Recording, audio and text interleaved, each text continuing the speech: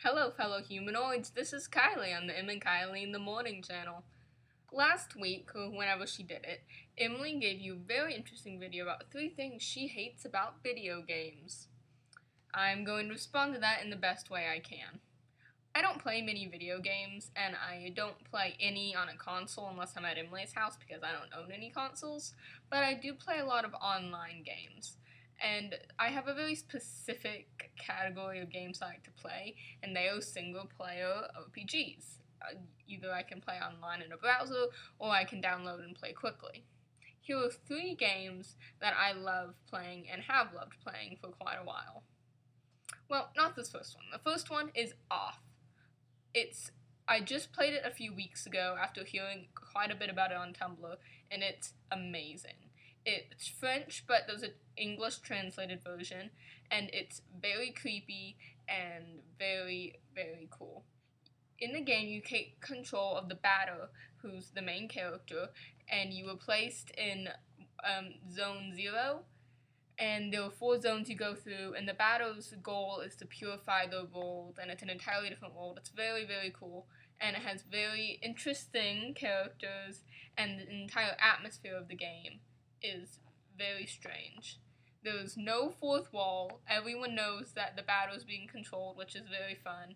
And it starts out fairly simple as just a surreal RPG, but it turns out to a horror game and an all-out tragedy by the end of it.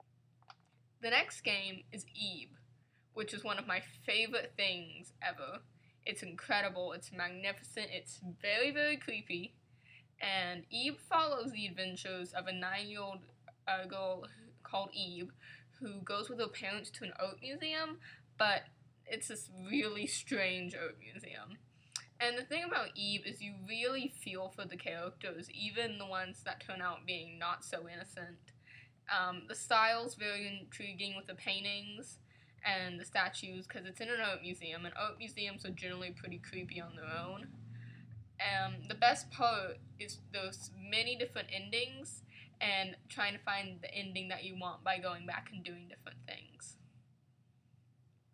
The third game that I want to talk about is actually a game I've been playing since I was 5, and it was one of the first things I ever did on the internet. And it's a browser game, and it's AdventureQuest, and its sister game, DragonFable.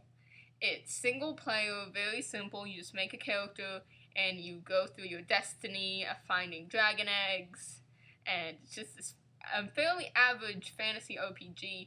The special thing about it is it's simple, and especially when you get into more detailed games, it's not that incredible, but you get so interested in the characters, and it has such varying difficulties, and it's on a browser, so you can pull it up anytime.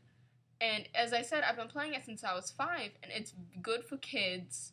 There's nothing particularly bad or violent about it, but you're still killing monsters.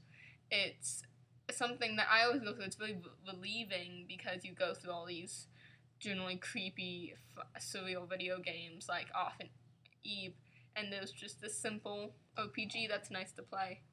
And also, the thing I've always appreciated about it is there are quite a few pop culture references. There are Doctor Who references and Amityville Horror and tons of references that are very, very fun and very intriguing.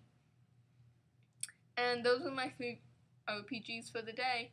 Emilee, have a wonderful summer, day, whatever, and I will see you soon. Fellow watchers of this channel, if there are any, have a good day.